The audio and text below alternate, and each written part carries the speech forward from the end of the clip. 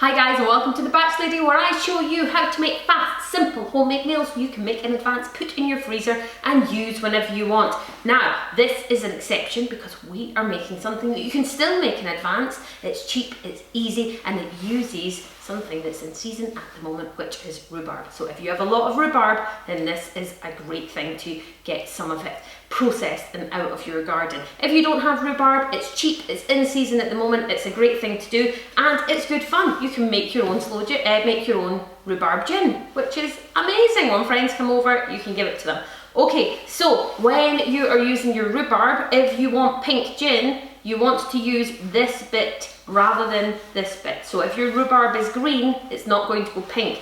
It's the skin on it that gives it the colour, so don't peel it or anything like that. So you want to use the pink bit, okay? So let's move that out of the way.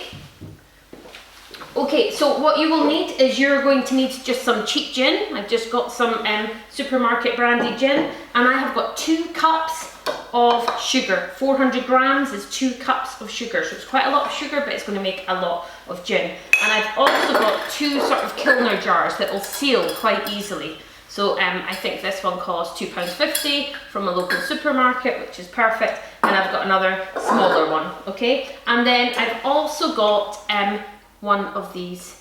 You can put it in anything really. You can put it in old wine bottles or anything, but these little sort of Kilner sealed bottles work really well. They do them in small sizes, so this is a really nice thing to make in advance and give away as presents. Put a ribbon round the top of it. It's lovely, and it takes 5 minutes. So let's get going. You're going to need 1 kilo of rhubarb, okay? I've washed it and I've trimmed the edges. These were really big and long.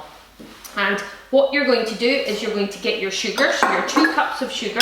And what I like to do is just put in, I'm just going to just make up one just now. So I'm going to put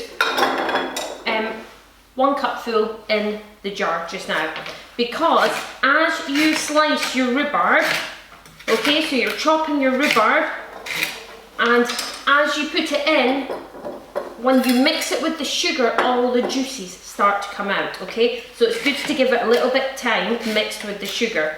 So I tend to chop it and put it in with the sugar, just like that. Put it all in.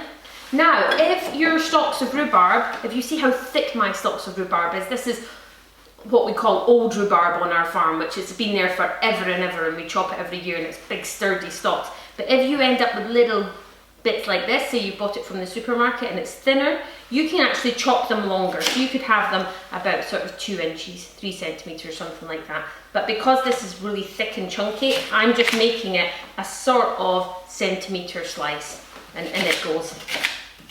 And you just want to chop it all down and fill your jug. As you're filling it, you can occasionally just close it up and give it a mix in that sugar, okay? And I'm going to do the same for the other jug.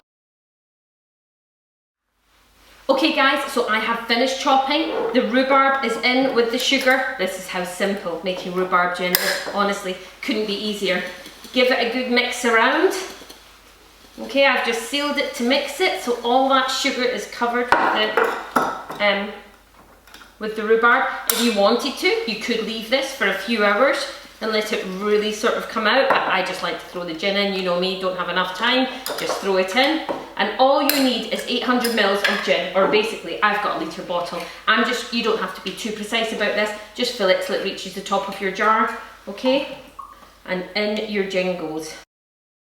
And that one's reached the top. Look at that, you think I'd planned it, perfect. So that was a litre bottle of gin that I used, and that has worked perfect. All you want to do is seal it up. You can, if you want, give it a mix around. Every so often, give these a shake, just so that the sugar goes all the way through, and put them away somewhere cool. I keep them in the back of my pantry, and in about 4 weeks' time, you're going to have pink rhubarb gin. Oh, it's going to be amazing. People come over, you can serve it to them, you can have it. It's a cheap way. We've used a big cheap bottle of gin. We had the rhubarb and a bit of sugar. It hasn't taken much. Now, in 4 weeks' time, what you want to do is open this up, and you just want to strain it through a sieve, okay? So that you just end up with the rhubarb in the sieve. and you've got your gin left, and then you can bottle it up in your lovely bottles and you put a lovely homemade label on it and it is good to go. Now, a lot of people just throw away the gin, and I don't know if I throw away the rhubarb at the end of it, because of course it's infused with gin, so I don't know if I should really tell you this, but we quite enjoy taking some already stewed rhubarb out of the freezer, and I make a rhubarb crumble for the adults and use the gin infused rhubarb through it, so it's gin and rhubarb crumble. Make sure you label it adult only, because you don't want to get the kids tipsy. Okay, thanks for watching The Batch Lady. This is how you make very easy rhubarb gin. Give it a go. Bye!